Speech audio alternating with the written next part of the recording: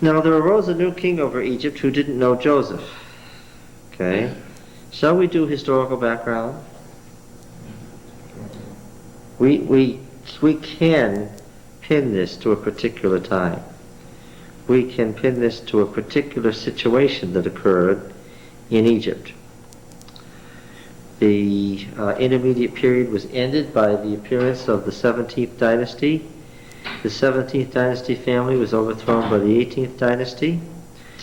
And the 18th dynasty family was dedicated to the god Thoth, T-H-O-T-H.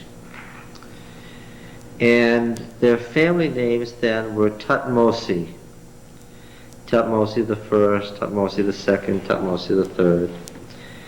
This Mosi just means son of this god, Thoth. And Moses then is not a Hebrew name from Masha, to draw. That's a folk etymology. We're going to find it in here. He was named Moses because he was drawn on the water. No. That's the family name of 18th dynasty kings. And it just means son of Thoth. Of course, they haven't given his name as Thutmose. Why? Obviously because they don't want to say that his full name was the son of Thoth, because it's a pagan name. Okay? Now, the Hyksos were ruling during this intermediate period, and they were Semites. The 17th dynasty kings were Egyptians, and they gathered their forces up the Nile Valley, and they came down, and they drove the Hyksos out into the area of south eastern Palestine that we know as the Philistine country later.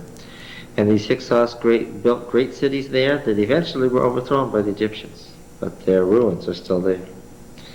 Now what that meant was that Israel was in Egypt and in a dominating position when the Semites were ruling Egypt. But then when the Semites were thrown out, they were in an untenable position, because now they were Semites who were now hated by a recurrent nationalism where Egypt was ruled by Egyptians for Egyptians. Okay? And now they were doubly foreign. Their religion was foreign, and they, as Semites, were foreign. Okay? Now, among these 18th dynasty kings, Thutmose II was very, very, very powerful. And he had a daughter who was also his niece and became his wife. Her name was Hatshepsut. And he died eventually. Some people believe that his wife-daughter murdered him, and she became the pharaoh. Now, of course, that wasn't possible, but she did. And for about 20 years, she ruled Egypt as a man. She wore the beard and the double crown, and she kept her husband, who was also her stepson and nephew. They were all intermarried in strange ways. The man who became Thutmose III, the great military genius of Egypt, in fact, the greatest military genius of that age, the person who extended the Egyptian empire further than anybody ever had. Up to that point, the greatest military conqueror in history. She kept him under her thumb for 20 years. Then eventually she was murdered by him, apparently, and her name was carved out of all the cartouches that had the royal name. She built a huge funerary temple at the head of the Valley of the Kings, where she was to be worshipped as a god forever, and her name was carved out. Of course, to remove the name is to destroy her existence. And they tried to wipe out all record that she had ever ruled as pharaoh, very unsuccessfully. The fact that they couldn't, and the fact that so much of the history of this period has survived, King Thutmose III reigned in a very, very long reign until he was quite old. And he died in 1450 BC, which according to the high date of the Exodus is the very year of the Exodus. So he would be the Pharaoh of the Exodus. So what this means is that Tutmosis the second is the Pharaoh who didn't know Joseph.